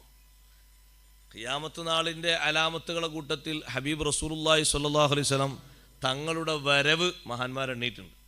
കാരണം ഇനി ഒരു നബിയോ റസൂലും വരാനില്ലല്ലോ. അപ്പം അടുത്തു എന്നതിൻ്റെ അർത്ഥം എന്താണ്? മുമ്പ് ഇനി എത്ര കാലം കഴിഞ്ഞോ ആ കാലം ഇനി കണക്കൂട്ടി നിൽക്കണ്ട. അവിടുന്ന് ഇങ്ങോട്ടുള്ള ഓരോ സമാനും ഓരോ സമയവും നമ്മൾ കണക്കൂട്ടേണ്ടത് അങ്ങനെയാണ്. ഇനി ഇത്രയും കഴിഞ്ഞ് അത്രയും ബാക്കിയുണ്ട് എന്ന് നമ്മൾ കണക്കൂട്ടി നിൽക്കണ്ട. ലോകത്തിൻ്റെ സൃഷ്ടിപ്പ് മുതൽ എത്ര വർഷങ്ങൾ, എത്ര നൂറ്റാണ്ടുകൾ കഴിഞ്ഞു. ആ കഴിഞ്ഞ നൂറ്റാണ്ടുകളോളം ഇനിയും ബാക്കിയുണ്ട് എന്ന് കണക്കൂട്ടരുത്. അതാബദ്ധമാണ്. അപ്പം എന്നാ അപ്പോൾ ഇതൊക്കെ സംഭവിക്കും, അങ്ങനെയൊക്കെ സംഭവിക്കും. സംഭവിക്കാനുള്ള അടയാളങ്ങളൊക്കെ പറഞ്ഞു തന്ന അടയാളങ്ങളൊക്കെ കണ്ടില്ലേ നിങ്ങൾ? നമ്മൾ വ്യക്തമായിട്ട് ഓരോന്നിങ്ങനെ ബോധ്യപ്പെടല്ലേ? അതിൽ എല്ലാവർക്കും എപ്പോഴും ബോധ്യപ്പെടുന്ന ഒന്നല്ലേ തഖാറുബുസ്സമാൻ, സമയം എങ്ങനെ അടുത്തടുത്തടുത്തടുത്തടുത്ത് അനുഭവിക്കില്ലേ? ഇന്നലല്ലേ അത് കഴിഞ്ഞ്? ഇന്നലല്ലേ ഇപ്പോൾ ഒരു സംഭവം കഴിഞ്ഞ് അത് പിന്നെ ആയോ? ഇപ്പോൾ ഇന്നലെ മിഞ്ഞാന്നല്ല നമ്മൾ ജുമാ കൂടിയത്, പിന്നെ ഇപ്പോൾ ജുമാ വന്നോ? ഓരോ സംഭവങ്ങളിലും ആൾക്കാർ ഇങ്ങനല്ലേ അനുഭവിക്കുന്നത്. മണിക്കൂർ അങ്ങനെ തന്നെ ഉണ്ടല്ലോ. അതിൻ്റെ പ്രധാനപ്പെട്ട ഒരു ഘടകം ബറക്കത്തിൻ്റെ മാറ്റാണ്. മഹാന്മാരായ പണ്ഡിതന്മാർ പറഞ്ഞു തഖാറുബുസ്സമാൻ ആളുകൾക്ക് അനുഭവിക്കുന്നത് 24 മണിക്കൂർ ചുരുങ്ങിയോ? 22 ഇല്ലല്ലോ. തഖാറുബുസ്സമാൻ സമയം ഇങ്ങനെ അടുത്തടുത്ത് അനുഭവിക്കാനുള്ള കാരണം ബറക്കത്തിൻ്റെ ഒരു കുറവാണ്. ഇതേ 24 മണിക്കൂറിൽ നമ്മൾ നിർവഹിക്കുന്നതിനേക്കാൾ അമലുകളും നമ്മളെക്കാൾ കൂടുതൽ ഇബാദത്തുകളും നിർവഹിച്ചില്ലേ മഹാന്മാർ? അവർക്ക് അത്രയും വലിയ ബറക്കത്ത് ആ സമയത്തിൽ അള്ളാഹു കൊടുത്തിരുന്നു. ബറക്കത്ത് പോയാൽ പിന്നെ എല്ലാറ്റിൻ്റെയും അവസ്ഥ അങ്ങനെയാണ്. അത് ചുരുങ്ങിയ രൂപത്തിലുണ്ടാകുക. കാരണം അതിന് കുറവ് വന്നുപോയി. അതുപോലെ തന്നെ സമനിൻ്റെ ബറക്കത്ത്, സമയത്തിൻ്റെ ബറക്കത്ത് അല്ലാഹു തആല എടുത്തു മാറ്റുമ്പോൾ നമുക്ക് തോന്നുകയാണ് ഇന്നലല്ലേ സംഭവിച്ചത്, കഴിഞ്ഞ ദിവസമല്ലേ സംഭവിച്ചത്. ആളുകൾ അങ്ങനെയാണല്ലോ അനുഭവങ്ങൾ പറയുന്നത്. ഓരോന്നും വെച്ച് പറയുമ്പോൾ അങ്ങനെയാണ് പറയുന്നത്. ഇനിയിപ്പോൾ കുറച്ച് മാസം കൊണ്ട്, ഒരു മാസം കൊണ്ട് കഴിഞ്ഞ് റബീഉൽ അവ്വലോ? ഇപ്പോൾ 2 മാസം മുമ്പല്ലേ നമ്മളെ കുട്ടികളൊക്കെ പാട്ടുപാടി റബീഉൽ അവ്വൽ പിന്നെ ആഘോഷിച്ചത്. എത്ര പെട്ടെന്ന് റബീഉൽ അവ്വൽ വന്നു. അങ്ങനെ എത്ര പെട്ടെന്ന് വന്നോ എന്ന് പറഞ്ഞാൽ സമയം അതേ 24 മണിക്കൂർ ഇപ്പോഴും ഉണ്ട്. പക്ഷേ നമ്മൾ ആ സമയത്തിൽ അനുഭവിക്കേണ്ട ഒരു വലിയ അനുഭവമുണ്ട്. അത് ബറക്കത്താണ്. അത് എടുത്തു മാറ്റപ്പെട്ടുകൊണ്ടിരിക്കുകയാണ് ഓരോ സന്ദർഭത്തിലും. ഷാഫി ഇമാം റളിയല്ലാഹു അൻഹുവിന് അല്ലാഹു തആല ഇത്രയും അധികം ഖുർആൻ ഓതാനുള്ള ഒരു വിശാലമായ സമയം കൊടുത്തത് അതിനുവേണ്ടി മാത്രം ഇഹ്റാം കെട്ടിയിരുന്നതല്ലല്ലോ. അങ്ങനെയാണെങ്കിൽ കുറച്ചൊക്കെ നമുക്ക് കുറച്ചുകൂടി നേരം കിട്ടിയാൽ മതി. ഒരു ദിവസം ഒരു ഖത്മ് എന്ന് പറയുമ്പോൾ ഒരു ജുസ്ഇന് നമ്മൾ കണക്കൂട്ടി നോക്കുകയാണെങ്കിൽ അരമണിക്കൂർ എന്ന് കൂട്ടുക. അരമണിക്കൂർ എന്ന് കൂട്ടുമ്പോൾ എത്ര ഒരു ദിവസം മണിക്കൂറുള്ളത്? 24 മണിക്കൂർ. ആ 24 മണിക്കൂറിനിടയിൽ ഉറക്കല്ലേ? ഉറക്കമുണ്ട്. ദർസില്ലേ? ദർസുണ്ട്. അതേ രൂപത്തിൽ തന്നെ മറ്റു വീട് സംബന്ധമായ കാര്യങ്ങളില്ലേ? ഉണ്ട്. ഇതിനിടയ്ക്ക് എങ്ങനെ പിന്നെ ഒരു ഖത്മ് ഓതുന്നത്? ഒരു ഖത്മ് തീർന്നിട്ടല്ല പിന്നെ ഖത്മ് ഓതി എന്ന് ബാക്കിയുള്ളവർ പറയും. ഒരു ഖത്മ് ഓതി തീർത്തിട്ടല്ലേ ഒരു ഖത്മ് ഓതി എന്ന് പറയുന്നത്. അത് റമളാനിലാകുമ്പോൾ കുറച്ചുകൂടി അജബല്ലേ, 2 ഖത്മല്ലേ. അപ്പോൾ പിന്നെ ആ 24 മണിക്കൂർ എന്നുള്ളതിന് ഫുൾ ടൈം കൂട്ടുക. ദർസ് പിന്നെ ലീവാണല്ലോ, ഫുൾ ടൈം കൂട്ടുക. അങ്ങനെ കൂട്ടുമ്പോൾ 1 മണിക്കൂറിന് 2 ഖത്മ് വെച്ച് കൂട്ടിയാൽ തികയോ? കാരണം 30 ജുസല്ലേ ഉള്ളത്. 30 60 ഇല്ലേ? അപ്പം എത്ര വേണം? 24 മണിക്കൂറിൽ നമ്മൾ ഒരു മണിക്കൂറിൽ 2 ജുസ് വെച്ച് കൂട്ടിയാൽ 24 മണിക്കൂർ എത്ര ജുസായി? 24 48 ആയിട്ടുള്ളൂ. ഇനിയും വേണ്ടേ സമയം? അപ്പം എന്തായിരുന്നു അവർക്ക്? തൊയ്യുസമൻ, സമയം അല്ലാഹു തആല ഈ വിഷയങ്ങൾക്ക് ചുരുട്ടിക്കൊടുക്കുക, അതൊരു ബറക്കത്താണ്. തൊയ്യുൽ വഖത്ത്, തൊയ്യുൽ അർള്, ഭൂമി ചുരുട്ടിക്കൊടുത്തിട്ടുണ്ടായിരുന്നു മുമ്പ്. അബൂനാബുൽ ബഷർ ആദം അലൈഹിസ്സലാത്തു വസ്സലാമിന് ഭൂമിയിൽ ഉദ്ദേശിച്ച ഭാഗത്തേക്ക് സഞ്ചരിക്കാൻ ഭൂമിയെ അള്ളാഹു ചുരുട്ടിക്കൊടുത്തിരുന്നു. നബി സല്ലല്ലാഹു അലൈഹി വസല്ലം തങ്ങൾക്ക് മദീനയിലല്ലാത്ത സന്ദർഭങ്ങളിൽ മയ്യിത്ത് നിസ്കരിക്കാൻ ചില പ്രഗത്ഭന്മാരായ അവിടത്തേക്ക് വളരെ ഇഷ്ടപ്പെട്ട സ്വഹാബിമാരൊക്കെ വഫാത്തായപ്പോൾ ഭൂമിയെ ചുരുട്ടിക്കൊടുത്തിരുന്നു. അത് ഒരു സങ്കല്പമല്ല, ശരിക്കും അനുഭവിക്കുകയാണ്. അതേ രൂപത്തിൽ തന്നെ ഈ സമയത്തിൻ്റെ ബറക്കത്തും അവർ നന്നായി അനുഭവിച്ചു. അപ്പോൾ ആ സമയങ്ങളിൽ അവർ കുറഞ്ഞ ടൈമുകളിൽ തന്നെ കൂടുതൽ സമ്പാദ്യങ്ങൾ ഉണ്ടാക്കി. രാത്രി സമയമാണെങ്കിലും പകൽ സമയമാണെങ്കിലും അത്ര കിട്ടി. സമയം ഇന്നും അത്രയുണ്ട്, പക്ഷെ അതിൻ്റെ ബറക്കത്ത് കുറഞ്ഞു പോവുകയാണ്. ചില സംഗതികൾക്കൊക്കെ അങ്ങനെ ഉണ്ടല്ലോ. ചില സംഗതികൾക്ക് നമ്മൾ കാണേണ്ട ബറക്കത്ത് കണ്ടിട്ടില്ലെങ്കിൽ പിന്നെ അതുണ്ടാകൂല. ആയിഷ ബീവി റളിയല്ലാഹു അൻഹ പറഞ്ഞു, ഞാൻ എൻ്റെ വീട്ടിൽ തങ്ങൾ വഫാത്താകുമ്പോൾ കുറച്ച് പൊടി ഉണ്ടായിരുന്നു. ആ പത്തിരിപ്പൊടിയിൽ നിന്ന് അങ്ങനെ എടുത്തിട്ട് അങ്ങനെ പത്തിരി ചുട്ട് അങ്ങനെ മുന്നോട്ട് പോകുന്നു. അങ്ങനെ കുഴപ്പമൊന്നുമില്ലേന്നു. അതിൽ നിന്ന് അങ്ങനെ എടുക്കും, അങ്ങനെ ഉപയോഗിക്കും. അത് എത്ര ഉണ്ട് എന്ന് അറിയാൻ വേണ്ടി ഒരു ദിവസം അളന്നു. അന്നത്തേക്ക് അത് ഉണ്ടായുള്ളൂ, പിറ്റേന്നൊക്കെ ഉണ്ടായില്ല. ഞാൻ അന്നത് അളന്നിട്ടില്ലായിരുന്നെങ്കിൽ, ഇത് നമ്മളെ വീട്ടിലൊക്കെ നിത്യസംഭവമല്ലേ, അളന്നിട്ടില്ലായിരുന്നെങ്കിൽ അവസാന സമയം വരെ ആ പൊടി ഉണ്ടാവുമായിരുന്നു. അളന്നപ്പോൾ അത് ചുരുങ്ങി. കൊടുക്കുമ്പോൾ അളന്നാൽ പോരാ, കൊടുക്കാണ്ടെങ്കിൽ എന്തിനാണെന്ന് നോക്ക്. ഒരു 10 കിലോ അരി കൊണ്ടുവന്നു, ഇത് എത്ര പാട്ടുണ്ടാവുന്ന അളന്ന് നോക്കുക, അത് വേഗം തീരും. അത് ബിസ്മിയും ചൊല്ലി ആവശ്യത്തിന് നിങ്ങൾ എടുത്താൽ പോരെ.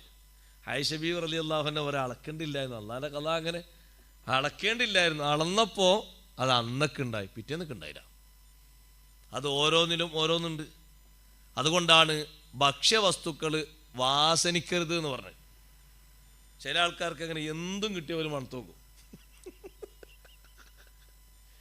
എന്ത് കിട്ടിയാലും അത് ഇനി കടിയാകട്ടെ, അപ്പാകട്ടെ, പത്തിരി ആകട്ടെ, എന്ത് മണത്ത് നോക്കണ്? ബിസ്മില്ല തിന്നാ പോരെ. മണത്തിൻ്റെ ഏത് മണാവിനെ നിങ്ങൾക്ക് പിടിക്കുന്ന എല്ലാത്തിൻ്റെ മേലെ ഒരു അത്ര തേക്കേണ്ടി വരും.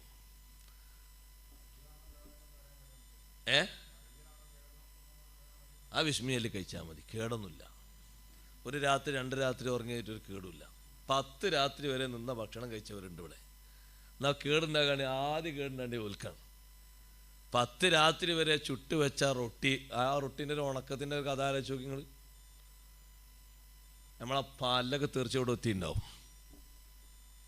അങ്ങനത്തെ 10 രാത്രി ചുട്ട് വെച്ച റൊട്ടി, അതാണ് ഭക്ഷണമായിട്ട് അവരുടെ കയ്യിലുള്ളത്. അത് കഴിച്ച് ഞാൻ നിത്യരോഗികളെ മാറുകയാണെങ്കിൽ നമ്മളെത്രയോ മുമ്പ് അവർ മാറണം. അത് ബിസ്മിയും ചൊല്ലിയാണ് കഴിച്ചാൽ മതി, ഒരു കുഴപ്പമുണ്ടാവില്ല. ചോറ് നമ്മൾ കറി വെച്ചിട്ട് ബിസ്മിയും ചൊല്ലി. ഇതിപ്പോൾ രാവിലെ ഉച്ചക്ക് കൊണ്ടുവന്ന ചോറാണെങ്കിൽ അത് പിന്നെയും മണത്ത് നോക്കുക. രാത്രി കിട്ടിയ ചോറാണെങ്കിൽ അത് പിന്നെയും മണത്ത്. ഇത് ഉണ്ടാക്കിയ ആൾക്കാർ ഇൻസൾട്ട് ആക്കലും കൂടി ഉണ്ടാവില്ലേ ഒരു കാണുകയാണെങ്കിൽ.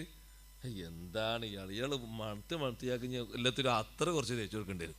ഇക്കൊല്ലത്തിന് മണത്താർ അങ്ങനെ കിട്ടുന്നതൊക്കെ കൂടി മണത്ത് നോക്കണമെന്നില്ല. ചായൻ്റെ ഗ്ലാസ് മണക്കണ്ട, ഗ്ലാസിൻ്റെ ഉള്ളിലേക്ക് നോക്കിയാൽ ഉറുമ്പോ വല്ലതുണ്ടോ എന്ന്. വെള്ളം കുടിക്കാൻ കിട്ടിയാൽ ആ വെള്ളത്തിലേക്കൊന്ന് നോക്കണമെന്നാണ്.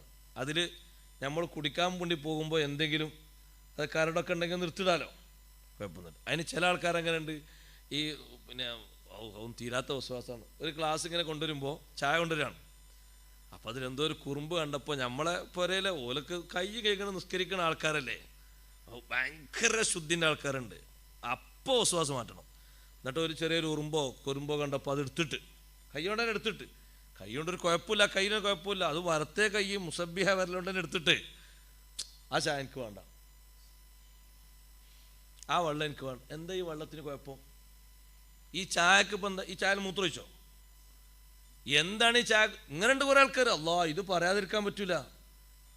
ആ നല്ല ഒരു ഗ്ലാസ് ചായന്ന് ഒരു എന്തോ ഒരു ഉറുമ്പ് തട്ടിപ്പോകണ്ട ഉറുമ്പായി പോണ എടുത്തിട്ടതാണ്. അത് നമ്മളെ ബഹുമാനിച്ചെടുത്ത് ഒരു കൈയിൻ്റെ ഒരു വിരലിൻ്റെ ഒരു ഭാഗം തട്ടപ്പോത്തിന് ചായ അശുദ്ധിയായി. വെള്ളം അശുദ്ധ. ഇങ്ങനെ വസുവാസ് കാണിച്ചിട്ടുണ്ടെങ്കിൽ അള്ളാഹ് പരീക്ഷിക്കൂലേ? അതങ്ങനല്ല പറയണ്ടേ. കുഴച്ചുണ്ടാക്കണ പൊറാട്ട എന്നല്ല പറയാം. ഇതിപ്പോൾ നേർക്കേറെ നമ്മൾ കാണില്ല പൊറാട്ടൊക്കെ, അത് കുഴപ്പമൊന്നുമില്ലല്ലോ. ഞാൻ പറഞ്ഞത് ഈ വൃത്തിയും കാര്യങ്ങളൊക്കെ ഒരു കൈ അതിലിടുമ്പോഴേക്ക് അല്ലെങ്കിൽ ഒരു എടുത്തിടുമ്പോഴേക്ക് അത് പോകുന്നില്ല. അപ്പോൾ പിന്നെ ഓലെന്താ പറഞ്ഞു വെച്ചാൽ സ്പൂണ് കൊടുന്ന് പതുക്കെ ആ ക്ലാസ്സിലുള്ള ചായ ഒന്ന് ഇളകാതെ എടുത്ത്, ക്ലാസ് അറിയാൻ പാടില്ല, ഇങ്ങനെ ഇടണം. അങ്ങനെ ഇനി ആ ഗ്ലാസ്സിലേക്ക് ചായ വയ്ക്കുമ്പോൾ പുറത്തുകൂടെ ഒരു വരിങ്ങനെ ഒലിച്ചു നോട്ടിയുള്ളൂ. അപ്പോൾ ചില ആൾക്കാർക്ക് പറ്റൂല. ഒരു എക്സ്ട്രാ ഡീസൻ്റ് അല്ല, നേർക്ക് മൂത്രം തന്നെ ഒരു കേക്ക് ഉണ്ടാവില്ല. ഒരു എക്സ്ട്രാ ഡീസൻ്റ് അല്ല. അതെന്താ ഇപ്പോൾ പുറത്തൊരു ചായ ആയി എഴുതിയിട്ട്. ഇനി ആ ക്ലാസ്സിൽ തന്നെ നിങ്ങൾ നോക്ക്, ബർക്കത്തിൻ്റെ കുറവ്. ബാപ്പ കുടിച്ച ഗ്ലാസ്, ആ ഗ്ലാസ്സിൽ അമ്മക്ക് ചായ ഒഴിച്ചു തരാണ്. അപ്പം മകൻ ഡീസൻ്റോടെ പറയാണ് എനിക്ക് ആ ഗ്ലാസ്സിൽ വേണ്ട. അല്ലെങ്കിൽ മകന് കുടിച്ച ഗ്ലാസ്സിൽ പാപ്പ കുടിച്ചു, ഈ ഗ്ലാസ് ഏതാ? അത് പോകാൻ കുടിച്ചു പോയതാണ്. അതിലപ്പോൾ ചായ വെച്ചു. എന്താ ഈ മകൻ ഫാസിക്ക, മകൻ മുബത്തദിയ, മകൻ മുനാഫിക്ക, പുറത്തുള്ള ആളാ. ഇതാണ് നമ്മളെ ബർക്കത്ത് കുറയാനുള്ള പ്രധാനപ്പെട്ട കാരണം. ഒരാൾ, ഒരു മുഅ്മിനായ മനുഷ്യൻ ഭക്ഷണം കഴിച്ചു വെച്ചൊരു പ്ലേറ്റ്, അത് നമ്മളെ സ്വന്തക്കാരായ ആൾക്കാരെന്ന് കൂട്ടിക്കൊള്ളുങ്ങൾ. പുറത്തുള്ളവരെ കൂട്ടുമ്പോൾ ഒരു മടി വരില്ല. സ്വന്തക്കാരായ ആൾക്കാരെന്ന് കൂട്ടിയോളി. അതിൽ ഭക്ഷണം കഴിക്കാൻ നമുക്ക് എത്രയും മടി അറിയും.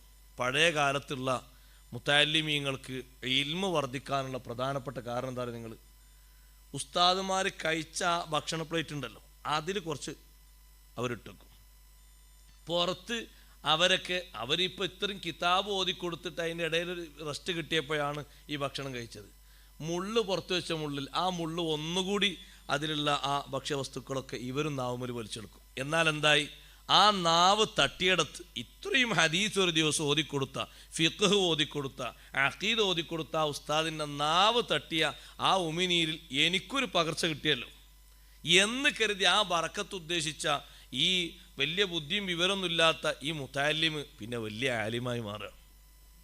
ആയിഷ ബീവി റളിയല്ലാഹു അൻഹാ സ്ഥിരമായി ചെയ്യുന്ന പണിയാണ്, നബി സല്ലല്ലാഹു അലൈഹി വസല്ലം ഞങ്ങൾക്ക് കുടിക്കാൻ കൊടുത്ത പാത്രം കൊണ്ടുവന്ന കറക്കും. എന്തിനാ കറക്കണത്? എവിടെയെങ്കിലും അസ്പൃശ്യതായിട്ടുണ്ടോ നോക്കാനല്ല. ചുണ്ടിൻ്റെ നനവ് എവിടെ തട്ടിയത് തിരിയാത്തോണ്ടാണ് ആ കറക്കണത്. ഇവിടെയെന്ന് ബോധ്യപ്പെട്ടാൽ അവിടെ തന്നെ ചുണ്ട് വെക്കും. സ്വഹാബത്തിൻ്റെ പതിവ് ഇങ്ങനെ തന്നെ. ഒരു ഭക്ഷണത്തിൻ്റെ പാത്രം കൊണ്ടുവന്നാൽ എങ്ങനെ അന്നൊക്കെ ഭക്ഷണം കൊടുക്കാറ്? നിങ്ങൾ ഒരു വീട്ടിലുണ്ടാക്കിയ ഭക്ഷണം മൊത്തം കൊണ്ടുപോയി കൊടുക്കും. മൊത്തം കഴിക്കാനല്ലത്, മൊത്തം കഴിക്കൂല. എങ്ങനെ കഴിക്കല്? നമുക്ക് പേടി. പിന്നെ ഒന്നായിട്ട് വിളമ്പല്ലേ, ഒന്നായിട്ട് വിളമ്പിയിട്ട് അതിഥികളെ മുന്നിലെത്തിയ ഓരോന്നായിട്ട് തീർക്കൊന്നുമില്ല. ഇതൊക്കെ മത്സരത്തിലൊന്നും തീർക്കുക, ഒന്നായിട്ട് തീർക്കൂല. പക്ഷെ അതിഥികളെ മുന്നിൽ ഒന്നായിട്ട് തക്രീമിന് ഇക്രാമിന് കൊണ്ടുപോയി വെച്ചോ, ആ ഭക്ഷണത്തോട് ആ വീട്ടിൽ ഭക്ഷണത്തിൽ ബർക്കത്ത് വന്നു. അതാണ് അതിൻ്റെ ഐഡിയ. അതാണ് പഴയ കാലത്ത് നിങ്ങൾക്ക് ഓർമ്മല്ലേ, ഒരു കോഴി, ആ കോഴിൻ്റെ ചുറ്റും 10 ആളുകളുടെ സൽക്കാരത്തിന് അന്ന് ഒരു കോഴി ഉണ്ടാകുക. ആ കോഴിയിൽ നിന്ന് കഴിച്ച് പിന്നെ കഷ്ണം ബാക്കിയില്ലേ? എങ്ങനെ കഷ്ണം ബാക്കിയെന്ന്? അന്നത്തെ കോഴിക്ക് തടി കുറച്ച് കൂടുതലായിരുന്നു. അത് മൊത്തം വളമ്പിയുടെ കൊണ്ടുപോയി നോക്കുമ്പോൾ എല്ലാവർക്കും ഉണ്ടാകും ഓരോ കഷ്ണം, ഓരോരുത്തർക്കും എടുക്കുക. എന്നാൽ പിന്നെ ആ പുരക്കാർക്കും ബാക്കിയുള്ളവർക്കും കഷ്ണമുണ്ട്. അത് അങ്ങനെ തന്നെ വരാൻ കാരണം എന്താ? ഈ വന്ന അതിഥികൾക്ക് കൊടുക്കുന്ന റെസ്പെക്റ്റിൽ ഒരു കുറവും വന്നില്ല. അപ്പോൾ അള്ളാഹുത്തെ അങ്ങനെ തന്നെ ഒരു കുറവ്. നമ്മളങ്ങനല്ല, നമ്മളാണ് ചില ആണുങ്ങളുണ്ട് ഇതിൽ അഡ്വൈസർമാരായി മാറുന്നത്. സുബ്ഹാന. പിന്നെ അതൊക്കെ കൂടി വളമ്പല്ലേ എന്ത് പരിപാടി കാട്ടും. അതാണ് വളമ്പോ ഒരു സന്തോഷത്തോടെ കുറച്ചുകൂടെ അവിടെ വെക്ക്. അങ്ങനെ ആയാലും പിന്നെ ഈ വളമ്പിക്കൊണ്ടിരുന്നത്. അപ്പം മറ്റാളിങ്ങനെ നോക്കും, പഠിച്ചോനെ ഇവിടെ കറി ഇല്ല തോന്നുന്നുണ്ട്, കറി ഇല്ലാത്തതുകൊണ്ട് കുറച്ച് വയ്ക്കുക, കാരണം ഓൽക്കും കൂടി ഇത് വേണ്ടി വരും. അപ്പോൾ ഈ കൊണ്ടുവന്നത് ഫുള്ളായിട്ടുണ്ടെങ്കിൽ അയാളും അപ്പോഴും അയാളെ പാകത്തിനെ ഒഴിക്കുള്ളൂ. മൊത്തം ആകരമായിട്ട് എടുത്തുകൊണ്ട് ചെമ്പട്ടിക്ക് എത്തുമോ? ഇല്ലല്ല, പാകത്ത്. പക്ഷെ അത് അതിഥിയുടെ റെസ്പെക്റ്റിന് വേണ്ടി മുന്നിൽ അങ്ങനെ കൊണ്ടുപോയി വെച്ചു എന്ന ഒരു കാരണം കൊണ്ട് ഉണ്ടാക്കുന്ന ഭക്ഷണത്തിലൊക്കെ അള്ളാഹു ബർക്കത്ത് കൊടുക്കും. അങ്ങനെയാണ് അതിൻ്റെ സ്വഭാവം. അപ്പം നബി സല്ലല്ലാഹു അലൈഹി വസല്ലം തങ്ങൾക്ക് ഉണ്ടാക്കിയ ഭക്ഷണം 4-5 ആൾക്കാരുണ്ടെങ്കിൽ ഒരു വലിയ പാത്രത്തിൽ ഇങ്ങനെ കൊണ്ടുപോയി വെക്കും. ആ പാത്രത്തിൽ നിന്ന് തങ്ങൾ ഇങ്ങനെ കൈയിട്ടിട്ട് ഇങ്ങനെ എടുത്തു കൊടുക്കും ഓരോരുത്തർക്കും. തിരിച്ച് ആ പാത്രം കൊണ്ടുവരുമ്പോൾ അടുക്കളയിൽ ഇങ്ങനെ ഉണ്ടാവും എല്ലാവരും ഉമ്മാരും പെണ്ണുങ്ങളൊക്കെ നോക്കിയിട്ടുണ്ടാവും. എവിടെ എവിടെ എവിടെ തങ്ങളെ കൈ വെച്ച് അവിടത്തിന് ആ കൈ വെച്ച് കൊടുത്ത് ഇങ്ങനെ ഒരു പിടി, എല്ലാവരും ഒരു പിടി, എല്ലാവരും ഓരോ പിടി ഇങ്ങനെ എടുക്കുക. അബൂ അയ്യൂബുൽ അൻസാരി റളിയല്ലാഹു അൻഹുവിൻ്റെ ഭാര്യ മഹദി എന്നും പറയും, ഭക്ഷണം കഴിക്കാൻ അബൂ അയ്യൂബുൽ അൻസാരി റളിയല്ലാഹു അൻഹു ചിലപ്പോൾ നബി തങ്ങൾ കൂടെ ഇരുത്തും. അങ്ങനെ കൂടെ ഇരുത്തിയാൽ അൽഹംദുലില്ലാഹ് എനിക്ക് സന്തോഷമാണ്. കാരണം തങ്ങളാ തൊട്ട ഭാഗം പിന്നെ എനിക്ക് സ്വന്തം, പിന്നെ ഒരു അടിമസ്ത്രീ ഞങ്ങൾ നോക്കിയാൽ മതിയല്ലോ, മറ്റേ മഹാനവറുകളും കൂടി നോക്കണം. ആ പാത്രം അങ്ങോട്ട് കൊണ്ടുവന്നാൽ അപ്പം നോക്കും എവിടെയാണ് വിരലടയാളം പതിഞ്ഞത്. ഒരു ദിവസം വിരലടയാളം കാണാതിരുന്നപ്പോഴാണ് ആകെ ബേജാറായത്. പടച്ചോനെ ഇന്ന് കഴിച്ചിട്ടില്ലല്ലോ, കഴിച്ചെങ്കിൽ കുറച്ച് കാണുമല്ലോ, കഴിച്ചിട്ടില്ലല്ലോ, എന്താ ഇപ്പം ഒന്ന് പറ്റിയത്? ഭർത്താവ് വന്നപ്പോൾ ഭർത്താവിനോട് ഇങ്ങനെ വിഷയം പറഞ്ഞു. അപ്പം നബി സല്ലല്ലാഹു അലൈഹി വസല്ലം പറഞ്ഞു, ഇന്നത്തെ ഭക്ഷണം വെറൈറ്റിയാണ്, പക്ഷെ ഞാൻ കഴിച്ചിട്ടില്ല. അതിന് എനിക്ക് പറ്റാത്തൊന്ന്, ഞാൻ മലക്കുകളോട് സംഭാഷണം നടത്തുന്ന ആളല്ലേ, അതുകൊണ്ട് അവർക്ക് വാസന ഇഷ്ടമില്ലാത്ത എനിക്കും ഇഷ്ടമില്ലാത്ത ഒന്ന് അതിലുണ്ട്. പച്ച ഉള്ളി ഇങ്ങനെ അതിൻ്റെ പുറത്തുകൂടെ അങ്ങനെ ഉണ്ടല്ലോ, പിന്നെ പൊരിച്ച് പിന്നെ മൊബൈലാണെങ്കിൽ അങ്ങനെ ഇടണം എന്നുള്ള തത്വമൊക്കെ അങ്ങനെ ഇട്ട് റെഡിയായി കൊണ്ടുവന്നതാണ്. അപ്പോൾ അതുകൊണ്ട് അത് എനിക്ക് പറ്റാത്തതുകൊണ്ട് ഞാൻ കഴിച്ചില്ല.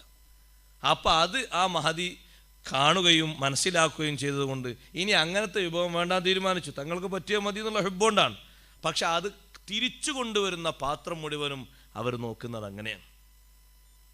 അതിനെ കുറച്ചുകൂടി ഒരു കാര്യമുണ്ട്. ഇപ്പോൾ ബഹുമാനപ്പെട്ട TC ഉസ്താദ്, അള്ളാഹു ദർജയേറ്റി കൊടുക്കട്ടെ, നമ്മളൊക്കെ ഉസ്താദേന്ന്. TC ഉസ്താദിൻ്റെ വീട്ടിൽ ഞങ്ങളിങ്ങനെ റബീഉൽ അവ്വൽ മൗലൂദിന് പോയപ്പോൾ ഞാനൊക്കെ ആദ്യം എത്തുന്ന അതിഥിയാണ്, കാരണം മുമ്പവിടെ മൗലൂദിന് കൂടിയില്ല. എത്ര നോക്കിയിട്ടും ചോറ്റും പ്ലേറ്റിൽ കയ്യിൽ കാണില്ല, കോരി കാണില്ല. അപ്പം ഞാൻ അങ്ങോട്ട് മറ്റേ കുട്ടികളൊക്കെ എന്നെ നോക്കി ചിരിക്കണം, കാരണം ഞാൻ ഈ കയ്യിലാ തരുന്നത്, കയ്യിലില്ല. ബിസ്മിയും ചൊല്ലി ഇങ്ങനെ എടുത്ത് നമ്മളെ പോരേന്ന് അങ്ങനെ നമ്മളും ഭാര്യ ഇങ്ങനെ ഇരിക്കുമ്പോൾ അതിൽ കോരില്ലെങ്കിൽ ഓള് കൈയിട്ടു. ഏതാ ഈ ഓള്? ഏതാണ് ഈ ഓന്? ഏതാ ഈ ഓളേതാ? ഇതേതാ പുറത്തുനിന്ന് വന്ന ഏതൊരു അടിമേ? അവിടെ നമ്മളെ ബർക്കത്തിൻ്റെ കുറവ്, ശരിക്കും നമ്മളെ ബർക്കത്തിൻ്റെ കുറവും രോഗശമനത്തിൻ്റെ തീരെ ഇല്ലായ്മയും നമുക്ക് വരാനുള്ള പ്രധാനപ്പെട്ട കാരണം ഇതിലൊക്കെ ബർക്കത്ത് നീങ്ങി. അപ്പം ഞാൻ അങ്ങനെ നോക്കുമ്പോൾ മറ്റേ വലിയ കുട്ടികളൊക്കെ എങ്ങനെ കേൾക്കണ്, ഓരതാകോരുന്ന്. അപ്പം ഞാനിത് നോക്കുമ്പോൾ ഞാൻ വിചാരിച്ച ആരും കണ്ടിട്ടില്ല. അപ്പോൾ അപ്പുറത്തുള്ള ആൾക്കാരും ഇത് ചിരിക്കുന്നുണ്ട്, ഇപ്പുറത്തുള്ള നമ്മൾ പുതിയ മെമ്പറല്ലേ. അപ്പോൾ എല്ലാവരും കറിയിൽ മാത്രം, അതിൽ പിന്നെ കറിയിൽ അങ്ങനെ അയ്യൂലല്ലോ എല്ലാവർക്കും കൊടുക്കണ്ടേ, അതിൽ മാത്രം ഒരു കയ്യിലുണ്ട്. ഉപ്പേരിയിലില്ല, ഇറച്ചിക്കൂട്ടാനില്ല, ചോറ്റും പാത്രത്തിൽ ഒന്നിലുമില്ല, കറിയിൽ മാത്രമുണ്ട് ഒരു കയ്യിൽ. അപ്പം ചോദിച്ചു നോക്കുമ്പോൾ അവിടെ അങ്ങനെയാണ് ഒരു കുറവുമില്ല. ഉസ്താദിന് അള്ളാഹു നൽകിയ ബർക്കത്തൊക്കെ അള്ളാഹു ദർജയേറ്റി കൊടുക്കട്ടെ. മക്കൾ കുല്ലും ആലിമീങ്ങളാണ്, അതിൽ 3-4 ഹാഫിലീങ്ങളുമാണ്. അത് ചെറിയ ബർക്കത്താണ്. ആ വീട്ടിലായി വളർന്നു വന്ന ആ കുട്ടികൾ മുഴുവനും ആലിമീങ്ങളാണ്, എല്ലാ മക്കളും ദർസ് നടത്തുന്നവരും അതിന് കഴിവുറ്റവരുമായ പണ്ഡിതന്മാരാണൊക്കെ. 3 ഹാഫിലിങ്ങൾ, ഒരാളുണ്ടായാൽ തന്നെ എത്ര ബർക്കത്താ ആ ഒരു കുടുംബത്തിൽ. അതാ ഞാൻ പറഞ്ഞത്, ഇതൊക്കെ ബർക്കത്തിൻ്റെ ഒരു മാർഗ്ഗമാണ്. അപ്പം അത് ആ ശൈലി എങ്ങനെ പഠിപ്പിച്ചു. നമ്മളിങ്ങനെ ഒരുമിച്ച് ഭക്ഷണം കഴിക്കുകയാണ്. ആരാളുള്ളത്? വാപ്പുണ്ട്, വല്യപ്പുണ്ട്, പെണ്ണുങ്ങൾ, നമ്മൾ ഭാര്യയുണ്ട്, വല്യമ്മണ്ട്, കുട്ടികളുണ്ട്, ഒക്കെ ഒരു മേശക്ക് ചുറ്റും. അപ്പോൾ ഒരു തട്ടിലിങ്ങനെ, വലിയൊരു തട്ടിലിങ്ങനെ ചോറിടുന്ന് വെച്ചു. അപ്പോൾ ഒരു കയ്യിൽ വേണം, ഒരു കോരി ചോറും. അപ്പം നമ്മൾ ആ കൂട്ടത്തിൽ മുതിർന്ന ആണായ നമ്മൾ ബിസ്മില്ലാ നമ്മളങ്ങനെ ഇട്ട് കൊടുത്ത് ശീലിച്ചാൽ ആ കഴിക്കുന്ന ഭക്ഷണത്തിനും ഉള്ള ബർക്കത്ത് കോരിയ കിട്ടൂല. കൈകൊണ്ട് ഭക്ഷണം കഴിക്കുന്നതാണോ കോരിയോണ്ട് ഇങ്ങനെ ഭക്ഷണം കഴിക്കുന്നതാണോ ബർക്കത്ത്? ഇങ്ങനെയല്ലേ ഇപ്പോൾ ഭക്ഷണം കഴിക്കുന്നത് അല്ലേ? കൈകൊണ്ട് ഭക്ഷണം കഴിക്കുന്നതാണ് ബർക്കത്തും, അതാണ് ഷിഫയും. അങ്ങനെ ഭക്ഷണം കഴിച്ചാൽ ചില ആൾക്കാരൊക്കെ നോക്കി ചുരുക്കും, നമ്മളാണ്ട് ചുരിച്ചു കൊടുത്താൽ മതി, പ്രശ്നമൊന്നുമില്ലത്, ആണ്ട് ചുരിച്ചു കൊടുത്താൽ തീർന്നു. കൈ കൊണ്ട് കഴിക്കണേയല്ലേ ബർക്കത്ത്. കാരണം കയ്യിൽ അല്ലാഹുത്തആല നമ്മുടെ കൈവിരലുകളിൽ ഓരോന്നിനും അല്ലാഹുത്തആല നൽകിയത് വ്യത്യസ്ത സ്വഭാവങ്ങളാണ്. അതന്നെ കൈവിരലുകളിൽ ഗസാലി ഇമാം റളിയല്ലാഹു അൻഹു പോലത്തെ മഹാന്മാർ പറയുന്നുണ്ട്, ഈ 3 വിരലുകൾ അത് നമ്മുടെ നാവിലേക്ക്, നമ്മുടെ തൊള്ളയിലേക്ക് ഇങ്ങനെ അങ്ങോട്ടങ്ങോട്ട് കുറച്ചങ്ങനെ പ്രവേശിപ്പിക്കണം. എന്തിന്? 2 കാര്യത്തിന്. ഒന്ന് ദഹനം, മറ്റൊന്ന് ഷിഫ. അതാണ് മുമ്പൊക്കെ നിങ്ങൾ കണ്ടില്ലേ, കുട്ടികൾക്ക് ചോറ് കൊടുക്കുമ്പോൾ ആ ഉമ്മാരെ ആ വിരൽ, മുസബ്ബിഹ വിരലും തൊട്ടടുത്ത വിരലൊക്കെ ഉള്ളിലേക്ക് അങ്ങോട്ട് കിടക്കും. ആ കൊടുക്കുന്ന വസ്തു കുറച്ച് ദഹനം കുറവുള്ളതാണെങ്കിലും ഒരു പ്രശ്നമില്ലല്ലോ, അവർ യഥാർത്ഥത്തിൽ അത് വിസർജിക്കുന്നുണ്ടല്ലോ. അപ്പം നാവിലേക്ക് ചുണ്ടിലേക്ക് നമ്മുടെ ഈ വിരൽ അങ്ങോട്ട് തട്ടിക്കുന്നത് ദഹനത്തിനും ശിഫക്കൊക്കെ കാരണമാണ്. ഈ വിരൽ ചെറിയ വിരലല്ലല്ലോ, വലിയ ബഹുമാനമുള്ള വിരലല്ലേ. ഒന്നുമില്ലെങ്കിൽ നിങ്ങൾ നോക്ക്, ഒരു ദിവസം ഏറ്റവും ചുരുങ്ങിയത് 17 റക്അത്ത് നിസ്കരിക്കുമ്പോൾ 17 റക്അത്തിലായിട്ട് 4 വഖത്തിൽ 2 തവണയും 1 വഖത്തിൽ 1 തവണയുമായിട്ട് നമ്മൾ ഈ കൈവിരലിങ്ങനെ ഉയർത്തുന്നില്ലേ? ആരിലേക്ക് ഇഷാറത്താക്കിയിട്ടാണ് ഉയർത്തുന്നത്? അള്ളാഹുവിലേക്ക്. ഈ വിരലിനൊരു മഹത്വമില്ല എന്ന് പറയാൻ പറ്റുമോ? എത്ര വലിയ മഹത്വമുണ്ട്. അപ്പം അത് അങ്ങനെ ഉപയോഗിച്ച് കഴിക്കുന്നതിൽ പ്രത്യേകമായ ബർക്കത്തുണ്ട്. അതിലൊന്നും നമ്മൾ അങ്ങനത്തെ വസ്വാസും കാര്യങ്ങളൊന്നും കരുതേണ്ടതില്ല. അള്ളാഹു നമുക്ക് ബർക്കത്ത് ചെയ്യുമാറാകട്ടെ. ഞാനത് പറയാനുള്ള കാരണം, നമുക്ക് അങ്ങനെ ഒരു വസ്വാസ് നമ്മളുടെ തന്നെ അങ്ങനെ വരാൻ പാടില്ല. അപ്പം അതുകൊണ്ടാണ് ബർക്കത്തിൻ്റെ ഒക്കെ കുറവ് വന്നത്. അത് നമുക്ക് തോന്നുന്നുണ്ടല്ലോ, തഖാറുബുസ്സമാൻ ഉണ്ട് എന്ന് നമ്മളൊക്കെ പറയുന്നുണ്ട്, എല്ലാവരും അനുഭവം പോലെ പറയുന്നുണ്ട്. ഇന്നലല്ലേ കഴിഞ്ഞ് ആൾക്കാർ പറയും. ഇന്നിപ്പോൾ ഒരു റിപ്പോർട്ട് നമ്മൾ പറയുകയാണെങ്കിൽ അത് കഴിഞ്ഞിട്ടൊരു മാസമായി, പക്ഷേ നമുക്ക് തോന്നുന്നത് ഒരാഴ്ച ആയിട്ടുള്ളൂ. ഒരു 4-5 മാസം മുമ്പ് കഴിഞ്ഞത് 2 മാസമായിട്ട് നമുക്ക് ഇങ്ങോട്ട് അടുത്ത് കിട്ടുകയാണ്. ഒരു വർഷം മുമ്പ് കഴിഞ്ഞത് ഒരു 5 മാസമായിട്ട് അടുത്ത് തോന്നുകയാണ്. ഇങ്ങനെയുള്ള ഈ തോന്നിക്കലും ഈ ഒരു അനുഭവവും ഇത് ഖിയാമത്ത് നാളിൻ്റെ അടയാളമായിട്ട് നബി സല്ലല്ലാഹു അലൈഹി വസല്ലം നിങ്ങൾ എണ്ണി. തഖാറുബുൽ അസ്വാഖ് അത് വലിയൊരു അടയാളമാണ്. തഖാറുബുൽ അസ്വാഖ് മാത്രമല്ല, പുരുഷന്മാരെ പോലെ തന്നെ സ്ത്രീകളും അവരുടെ ഉപജീവന മാർഗത്തിന് വേണ്ടി എന്ന രൂപത്തിൽ മാത്രം അല്ലാതെ തന്നെ ബിസിനസ് രംഗത്ത്, കച്ചവട രംഗത്ത് സജീവമാകുക തങ്ങൾ പറഞ്ഞ അടയാളമാണ്. നമ്മൾ നേർക്കേറെ കണ്ടുകൊണ്ടിരിക്കുന്നതല്ലേ, എല്ലാ രംഗങ്ങളും നമ്മൾ അനുഭവിക്കുന്നതല്ലേ. ഇങ്ങനെ എണ്ണി പറഞ്ഞ് ധാരാളം ഉണ്ട്. വലിയ വലിയ ഉലമാക്കൾ അവരങ്ങനെ പോകുന്നു, അത് വലിയ അടയാളല്ലേ. ആ പോയ ഉലമായിന് ആലിമീങ്ങൾക്ക് പകരം വെക്കുന്ന ആലിമീങ്ങൾ പിന്നെ വരുന്നില്ലല്ലോ. പിന്നെ വേറെ കഴിവുള്ളതും കഴിവ് ചുരുങ്ങിയതൊക്കെ അല്ലേ വരുന്നത്. പഴയ കാലത്തുള്ള ആലിമീങ്ങളെപ്പോലെ കഴിവുറ്റ ആലിമീങ്ങൾ ആരാണ്? 4 മദ്ഹബിലും ഫത്വ കൊടുക്കാൻ കഴിവുള്ള ആളല്ലേ ബഹുമാനപ്പെട്ട ഷാലിയാത്തി, അഹമ്മദ് കോയ ഷാലിയാത്തി നവ്വറല്ലാഹു മർഖദ, വലിയ മഹാനല്ലേ. അവർക്ക് പകരം വെക്കാൻ അതേ ഒരു മുഫ്തിയായിട്ട് ഫത്വ കൊടുക്കാൻ പറ്റിയ ആൾ പിന്നെ ഇവിടെ? 4 മദ്ഹബിലും വലിയൊരു കഴിവല്ലേ അത്, ചെറിയ കഴിവാണോ? അപ്പം അതൊക്കെ അടയാളങ്ങളായി പഠിപ്പിച്ചതാണ്. ഇതൊക്കെ ഉള്ളത് കൊണ്ട് നമ്മളെ മനസ്സിൻ്റെ ഉറപ്പെന്താണ്?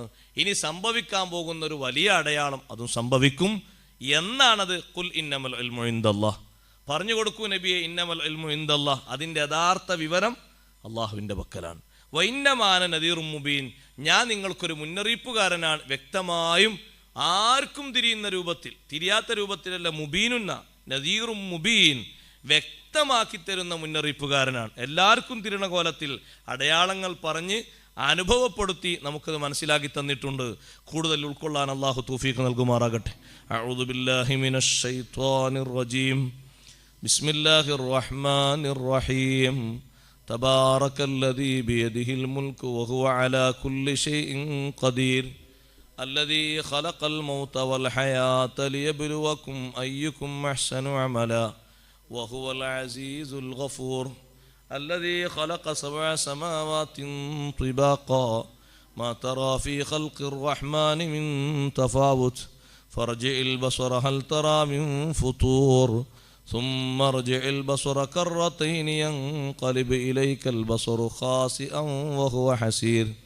ولقد زينا السماء الدنيا بمصابيح وجعلناها رجوما للشياطين وأعتدنا لهم عذاب السعير.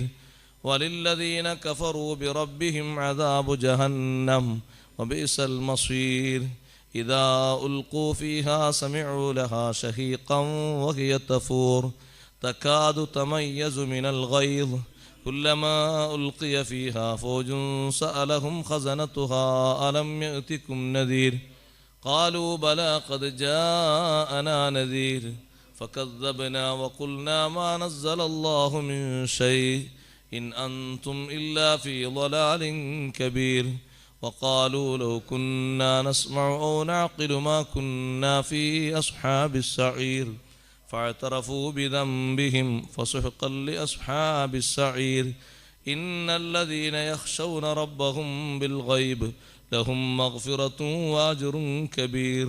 وأسروا قولكم واجهروا به إنه عليم بذات الصدور.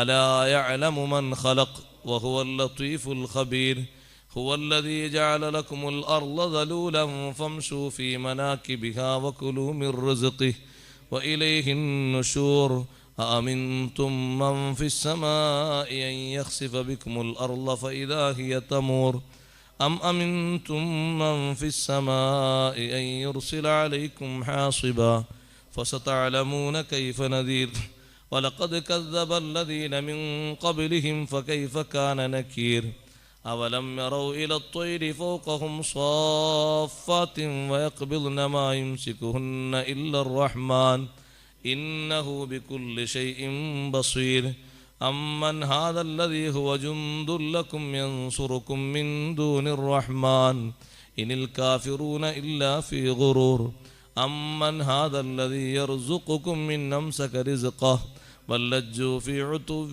ونفور أفمن يمشي مكبا على وجهه أهدى أمن يمشي سويا على صراط مستقيم قل هو الذي أنشأكم وجعل لكم السمع والأبصار والأفئدة قليلا ما تشكرون قل هو الذي ذرأكم في الأرض وإليه تحشرون ويقولون متى هذا الوعد إن كنتم صادقين قل إنما العلم عند الله وإنما أنا نذير مبين صدق الله العظيم.